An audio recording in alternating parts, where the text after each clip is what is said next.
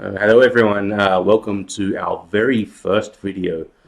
My name is Brendan and this is Angel. She is embarking on her mission to be a chess master one day, starting from about maybe 6 months ago she started. Okay, and she's made a lot of progress. So today in this lesson we're going to have a look at a few games that I played on a new account yesterday. One of them was today, and I've been in this new account. I'm only playing the openings that are in her opening repertoire, so that she has some rich examples for her own practice. Okay, so the first game is a game in the Scandinavian defense. First, I should say, well, Angel, say hi to everybody first. Hi. Hi, how old are you? Hi. I said, how old are you? I'm 6. She's 6 years old, and but she's a pretty good player, I think, already. Don't you think so? Mm-hmm. She's okay.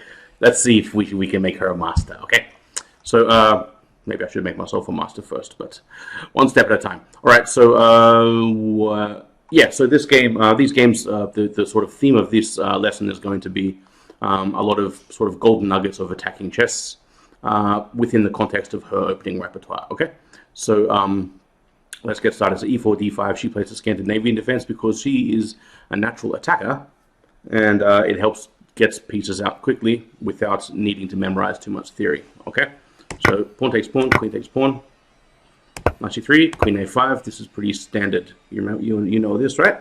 Mm-hmm. d4, knight f6, knight f3, c6. This move isn't strictly necessary, but while she's becoming more tactically alert, I've taught her this move. It's useful for several reasons. If white goes bishop d2, you can run back to C7.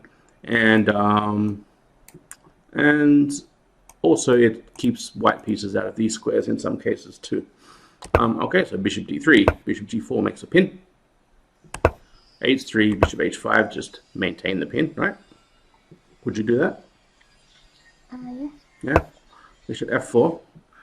This is a common move. You should remember that. It's a pretty common move. Mm-hmm. The reason they do it not only is to put the bishop on a good square, but is to keep your queen out of this square from going back. You understand? Mm-hmm. All right. So what we usually do against that is at some point, what I usually do against it anyway, is at some point I'll put this knight here and force this bishop to make a decision, either to go back to here or to sacrifice a pawn, right? If he goes back to d2, my queen can just come here, right? Okay, so knight d7, just develop the knight. Queen e2, this guy wants to castle queenside by the looks of it, right? Mm-hmm. Yeah. Yeah. But you don't need d6. g4, ooh. What do you think of that? Yes. What do we do? Just go back to g6, right? Knight e5. So this is a common idea. They attack your bishop and then they try to get it by doing this. But in this case, I think we just take it. And he takes back with the pawn, attacking this. Then we do that move I told you about just before, knight d5. Attacks this pinned knight on c3, attacks the bishop, and puts the knight in the center where it's nice and solid, right? He goes back here. And there's several moves we could do here. What would you do here? He's just put the bishop back on d2. What would you do? Queen C7. Yeah, queen c7 is the safe move. Yeah, that's not bad. Speak a little bit louder, okay? Yeah, queen c7 is not bad, right? It just puts the queen safely back there, eyes this pawn a little bit, and maybe prepares to castle long or something like this. Maybe bishop e7, castle short, right? Good. I went bishop b4 because I wanted to counter this bishop. I don't want to think about doing some tactics. Yeah. Mm-hmm. Also, I was hoping for this bunch of swaps, exchanges that this guy does. Knight takes here, right? Bishop takes check, queen takes, queen takes. And you see already, if we want, we're winning a pawn here because we're attacking this and this at the same time. Mm-hmm. Right? And so this looks pretty good for us. He has to save the rook, so he castles. Now the problem for him is if he castles queenside, I can take this pawn straight away. right? Mm-hmm. And so he castles kingside. And now if I want to, I can take this pawn, Oh, and that might even be the best move. But earlier he did these two moves which weaken his kingside, right? yes. So what's another idea we could do to exploit, means take advantage of, that he's done these two moves?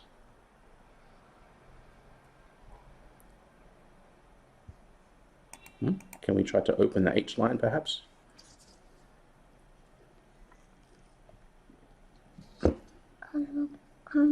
Castle on the opposite side. Castle on the opposite side, you mean castle queenside? Yeah. Yeah, that looks strong. That looks strong. We're putting more pressure on this pinned bishop. Yeah, that's pretty good. Castle on the opposite side. What I did, because I didn't feel like I need to rush to castling yet, I went h5.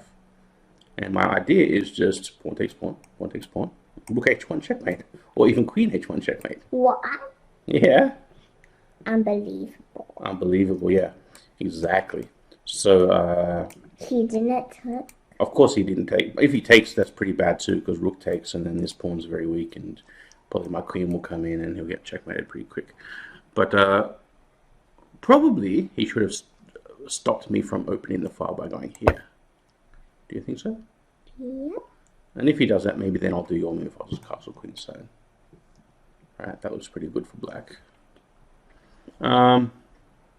He went here though, so I took. Now he can't take back. Why? What would you? What do we do if He'll he be takes? mates. Here. Tell me the move. Rook h1 and queen h1. Yeah, rook h1 or queen h1 will be mate. That's right. So he can't take back. So he goes. He swaps bishops first. Now what would you do here? Remember, I told you, whenever you see a good move, look for a better move, right? The obvious move here is to take the bishop back, right? Yes. Right. That's an obvious move. But what's another move we could do? Rook h3. Rook takes h3. What's the idea of that? Mate. Mate, correct. And also we gain time attacking the queen, yeah? Yeah. Yeah, so that's what I did. He's attacked. So rook takes here, and now he's in serious trouble, right? So, So first he gives up the bishop because it's going to die anyway. So I took, and check. And of course we just hide our king somewhere safe, like here. so we can't mate him. And now we're still threatening mate.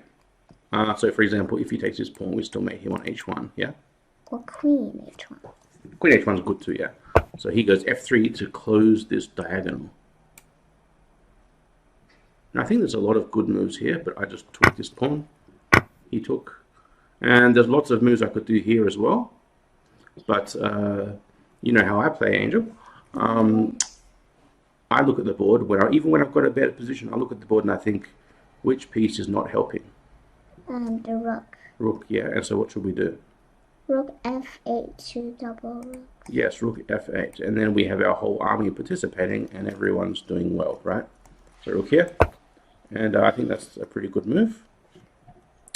And so he swaps rook e1, just protecting this weak pawn here on e5. Rook f5. Now I'll tell you the secret. I'm not actually trying to take this pawn. I'm just trying to tie him up a little bit. My real plan, remember I've told you before, when you have a safer king, see black's king is much safer, right? No. Is white's king safe? No. No, when you have a safer king, you shouldn't swap Rooks. shouldn't swap queens. Swapping rooks is okay, but you shouldn't swap queens because you want to keep on harassing his king, right? So my idea of rook f5 was not to attack this pawn. That's kind of what I'm hoping he thinks. The idea is to go queen here. Attack these pawns, attack the rook with some ideas of pinning his queen as well, see? So, queen d4. He wants to swap queens. Do we want to swap queens? No. No, so we keep the queens on the board. I mean, to be honest, even if we swap queens, black's still winning. But we're only one pawn up, and also we don't need to because his king is much weaker. We should keep the queens on the board. So queen here gives us the chance to come back here or anywhere and keep attacking his king. He goes rook here. Check. I can already just take a free pawn here if I want to, but I don't want to. King here. Now I could take a free pawn, but I want his king. Check. Do I want to swap queens? No. No. Queen here. So see now, we're threatening to pin the queen again. This is what happens when your king is super weak. A smart opponent will just keep on harassing him and making threats at the same time. Rook here. Do I want to swap? No. No. Check. Now this is the point. If he blocks with the queen, we take the queen, of course, and we're winning easily. If he blocks with the rook, we pin his queen. You see the queen guards. Ah, that's what happens when your king is not safe, right? So he moves the king, but then check. Uh-oh. How does he get out of check? Queen. Queen must block, but of course then we just take it, right? So he resigned here because he has to block, but then we take, and we can even just go check here, which is pretty annoying for him. That's a fork, but he can defend, but then we just start taking all of his pawns, and make some new queens and checkmate him. So what can we learn from that game? We can learn, most importantly, when you see a good move, look for a better move, right? Yes. Like that rook takes h3 move here, right? Taking the bishop back is good, but look for a better move. Wait a second, maybe this is even better, right? Also, this move, castle queen, so your move is very good, but we could see this special circumstance where he's played h3, g4, A5. so we could try to open the line, correct? And also, I think a key point also is around here, when you have a much safer king, keep queens on the board because there's much more chance that you can harass their king until you are winning some way, right? So I think that game was pretty instructive, right? Are you going to remember those things? Well, what did we learn? Number one. When you see a move, find a better move. And? Two.